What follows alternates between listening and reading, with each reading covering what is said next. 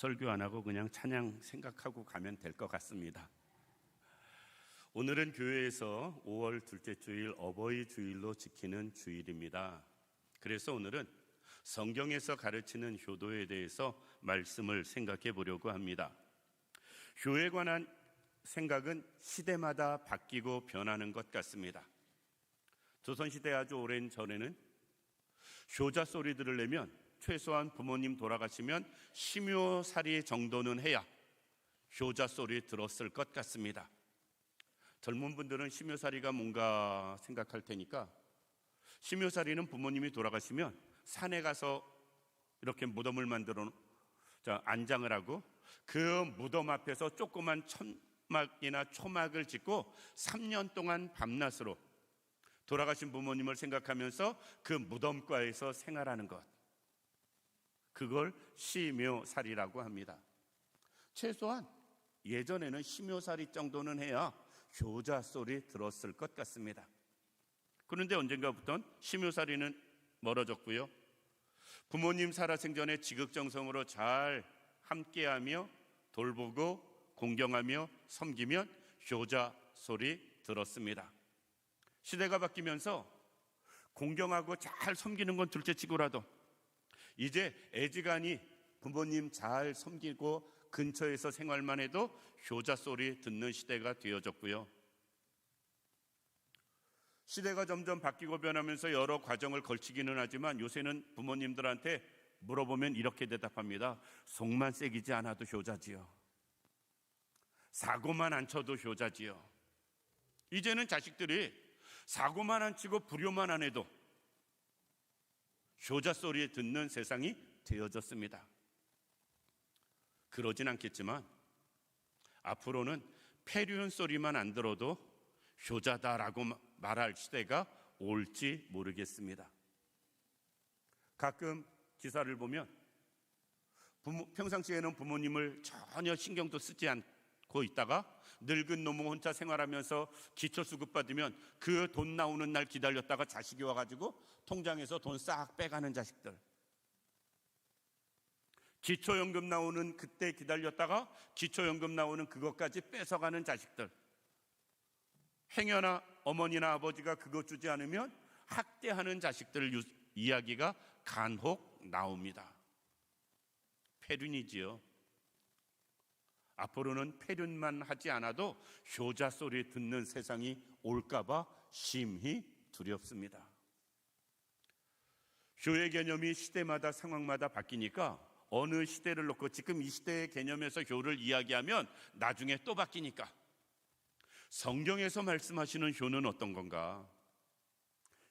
성경 말씀, 하나님이 우리에게 명령하신 효에 대해서 말씀을 생각해 보면서 우리가 효자, 효녀 되기를 원하고요, 그리고 더 어른들을 잘 섬기며 살아갈 수 있는 우리들 되기를 원합니다. 설교자 입장에서 부모님이 계실 땐 부모님이 계셔서 그 앞에서 효도 이야기하기가 참 쉽지 않았고, 부모님이 다 떠나신 이후엔 또 아이들 앞에서 효 이야기하기가 결코 편하지는 않습니다. 그럼에도 불구하고 성경이 말씀하시는 효, 이것은 우리가 제대로 알 필요가 있고요, 또 가르칠 필요가 있고 우리도 그렇게 살아야 할 필요가 있습니다. 그러면 하나님이 우리에게 말씀하시는 효는 무엇인가? 오늘 본문 말씀 보면 이렇게 말씀합니다. 8절에 내 아들아 내 아비의 훈계를 들으며 내 어미의 법을 떠나지 말라. 부모님의 말씀을 잘 들어주는 것, 효는 여기서부터 시작합니다. 연세가 드시면 외롭거든요. 그리고 하루 종일 대화 상대 없을 수 있습니다. 그런데 자식들 만났을 때만이라도 대화할 수 있고 이야기할 수 있으면 그것이 바로 효다. 요새는 자식들이 퇴근하면 집에 와가지고 부모님 함께 산다 할지라도 다녀왔습니다 말 한마디로 끝나는 가정들이 대부분일 거거든요. 오늘 본문은 이야기합니다. 아비의 훈계를 듣고 어미의 법을 떠나지 말아라. 이 말씀을 이해하려면 조금 더 성경 시대 배경을 이해할 필요가 있는데, 구약 시대에는 제사장이 있던 시대입니다.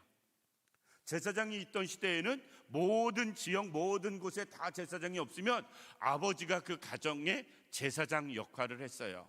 우리가 족장 시대라고 아브라함, 이삭, 야곱, 요셉 이야기하잖아요. 아버지가 제사장의 역할을 감당하는 겁니다.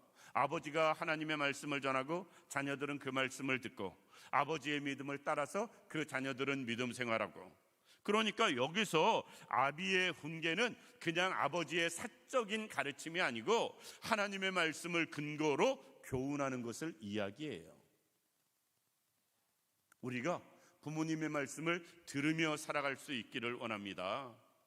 아버지가 됐든 어머니가 됐든 연세 드신 분들이 말씀하는 것 잘 들으며 살 수 있기를 원합니다. 요즘 젊은이들이 아이고 시대가 바뀌었는데 이 생각 많이 해요.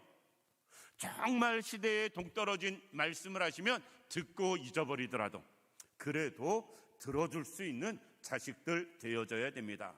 부모님들이 말할 때 말 끊지 말고 다 안다라는 식으로 반응하지 말고 어떤 말씀을 하시든 이야기를 들어주는 것, 그 들어주는 것만으로도 효도가 시작되어진다라는 것이에요.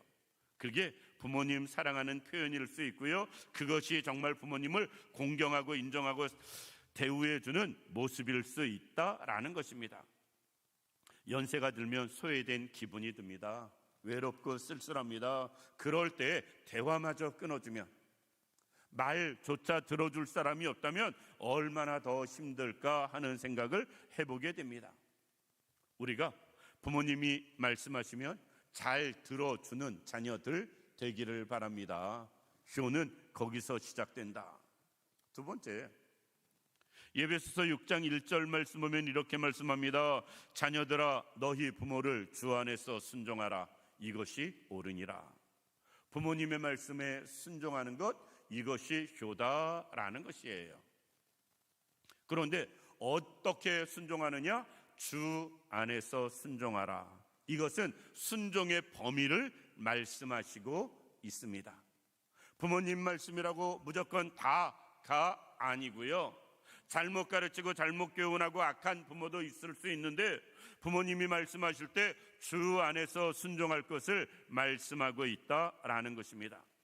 세상에 많은 사람들이 시대가 급변하면서 어른들이 많이 소외당하는 그런 시대가 되어졌습니다. 핸드폰도 사실 우리들이 젊은이들만큼 못 쓰잖아요. 기계나 컴퓨터 젊은이들만큼 못 쓰잖아요. 시대에 점점 뒤떨어지는 우리들의 모습을 우리 스스로도 느낄 때가 있습니다. 젊은이들 생각은 그것이 더 심하겠지요.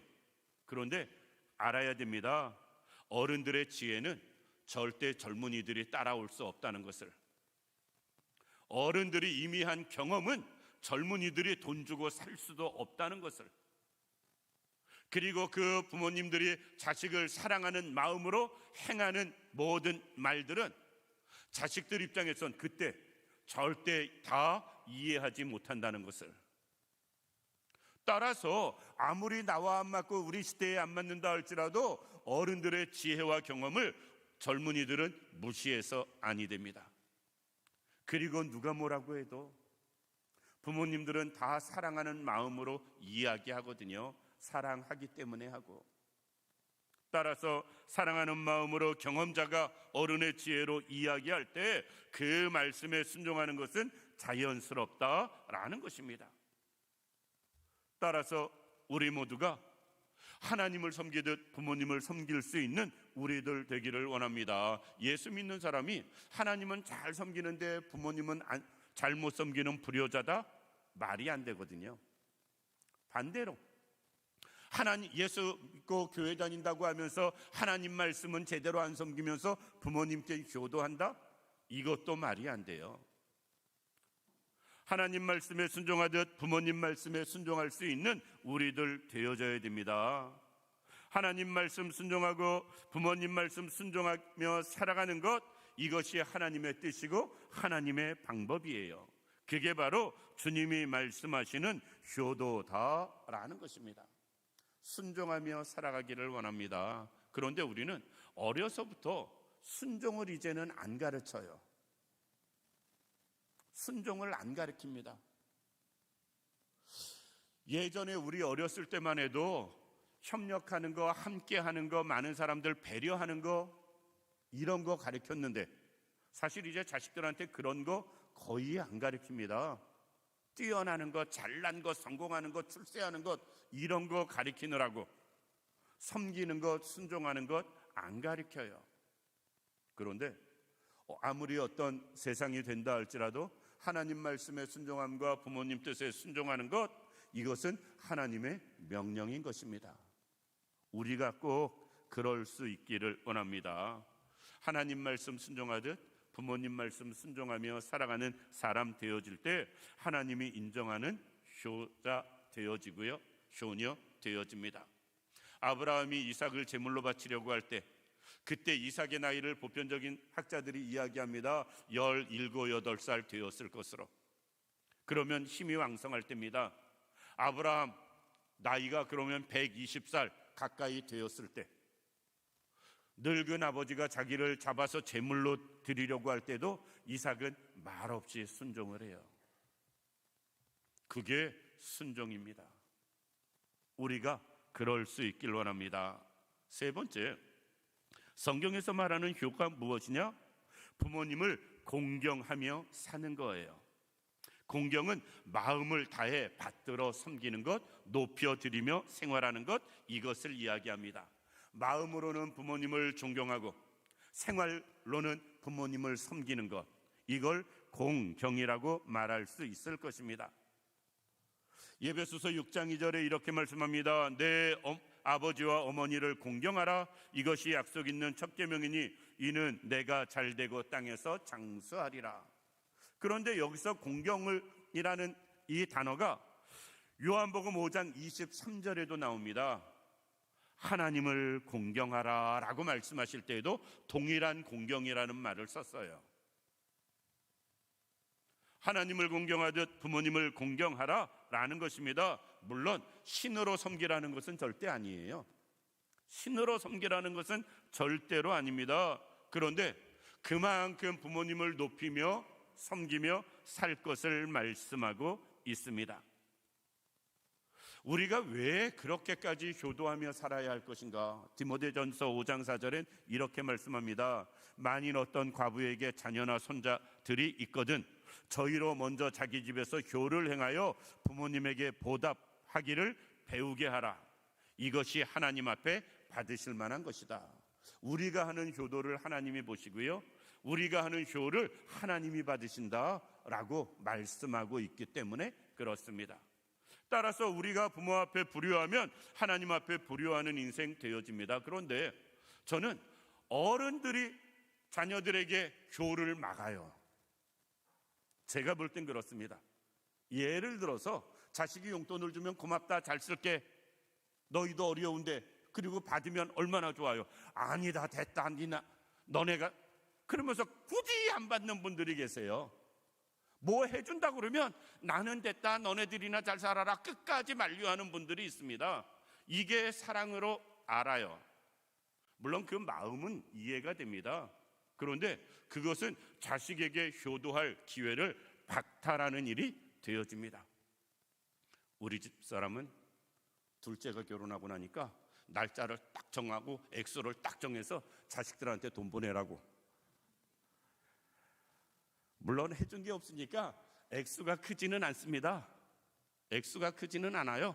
그래도 매달 보내게 하고요, 매달 받아서 잘 쓰고 있습니다.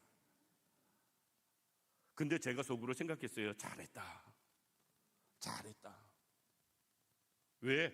효도는 가르쳐야 되고요, 효도는 하게 해야 되기 때문에 그렇습니다. 액수의 문제가 아니고, 설령 더 많은 것으로 부모는 자식에게 준다 할지라도 반대로 자식도 부모를 섬기는 일을 하게 해야 된다라는 것입니다.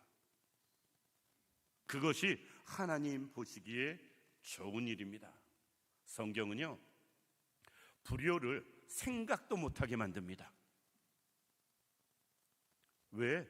불효에 대해서 하나님께서 얼마나 강하게 말씀하시는지 출애굽기 21장 15절 말씀 보면 이렇게 말씀합니다. 자기 아비나 어미를 치는 자는 반드시 죽일지니라. 요즘 말로 말하면 페류나들은 죽여버려라 라는 거예요. 이 출애굽기 21장 17절에는 그 아비나 어미를 저주하는 자는 반드시 죽일지니라. 여기서 저주한다라는 것은 부모에게 말로 막하는 사람, 말로 막하는 자식도 죽여버려라 라는 것입니다. 잠언 30장 17절에는 이렇게 말씀합니다. 아비를 조롱하며 어미 순종하기를 싫어하는 자의 눈은 골짜기의 까마귀에게 쪼이고 독수리 새끼에게 먹히게 하라. 성경에서 이 정도까지 끔찍하게 저주하며 표현한 말씀이 다른 곳에 있을까 싶을 만큼 불효자에 대해서는 하나님께서 아주 엄히 말씀하시는 모습을 볼 수가 있습니다. 따라서 불효는 꿈도 못 꾸게 만들어놨다. 하나님은 반대로 부모에게 효도하는 자에게는 하나님께서 땅에서 잘되고 장수하게 하시겠다 말씀하십니다. 그래서 우리는 우리의 자녀를 위해서라도 효를 가르쳐야 돼요. 엄청나게 큰 일을 행하진 못한다 할지라도 지극히 작은 부분, 지금 말씀할 때 부모 말씀 듣는 것 어려운 거 아니잖아요. 부모 말씀 순종하는 것 그렇게 큰 문제 아닙니다. 그 부모님을 마음으로 높이며 기본적으로 섬기며 살아가는 것 할 수 있는 일이에요. 그 할 수 있는 일조차 하지 아니할 땐 하나님은 심히 노하시는 모습 볼 수 있다. 실제로 창세기 9장 말씀 보면 노아 홍수 시대가 맞춰지고 배가 아라랏산의 이제 꼭대기에 이르렀고 노아는 식구들이 나와서 육지에서 포도 농사를 짓습니다. 포도 수확을 한 이후에 노아가 포도를 마시고 취해서 벌거벗고 잠을 잡니다. 셈, 함, 야벳 세 아들이 있었는데 둘째 아들이 그것을 봅니다. 그리고 첫째, 셋째에게 가서 흉보듯이 아버지 상황을 떠버립니다. 첫째, 셋째, 셈, 야벳 두 아들은 담요를 가지고 뒷걸음질로 아버지의 그 수치스러운 모습을 보지 않으려고 뒷걸음질로 들어가서 아버지의 수치를 가려줍니다. 노아가 나중에 잠에서 깨어난 다음에 모든 상황을 보고 설명을 듣습니다. 그로 인해서 셈과 야벳은 노아가 축복하는 모습을 볼 수 있고요, 함의 후손들은 종이 되게 하는 모습을 볼 수가 있습니다. 엄청나게 부모에게 잘못한 것 아닙니다. 부모가 실수한 것, 그것을 남도 아니고 형제들에게 말한 그 하나가 후손들을 영원히 종이 되게 하는 모습을 볼 수 있다. 하나님께서는 불효자에 대해서 얼마나 엄격하신가 말씀하고 있습니다. 따라서 우리는 우리의 자녀들을 위해서 우리의 자녀들을 효자로 만들어야 되고요, 효녀로 만들어야 됩니다. 어제 우리 큰아이가 이렇게 영상을 하나 올렸어요. 아이하고 이렇게 아파트 그 아파트 뭐 근처겠죠. 가면서 아이가 삑삑삑삑 하고 걸어가는데 그 위에다 그 영상 위에 글자 자막을 넣었는데 이렇게 썼습니다. 존재 자체가 효도. 아이고, 제가 그거 보고 근데 사실 이해가 되잖아요. 요새 하나 둘 낳는 세상에서 아이가 있는 것만으로도 효도다. 그 아이가 무엇을 하지 않아도 있는 것만으로도 효도다라는 말이 거기다 써놨더라고요. 그런데 그 전날 올린 영상은 이런 겁니다. 아이가 어린이집에 갔을 때 어린이집에서 가방을 매서 보내줬어요. 카네이션으로 생긴 모양의 가방입니다. 어버이날 이제 해가지고 아이들이 집에 갈 때 카네이션 등짝에다 크게 가방만한 걸로 메고서 가요. 그런데 이 어깨끈에 이렇게 써 있습니다. 얼른 커서 효도할게요. 제가 그래 빨리 커서 효도 좀 해라. 애보기 힘들다. 점점 무거워져가지고. 자, 우리는 정말 존재 자체가 효도인 것 어떤 면에서는 맞아요. 아이 때문에 얻는 기쁨이 부모님들에게는 얼마나 많습니까? 그러나 그것으로 끝나선 아니 된다.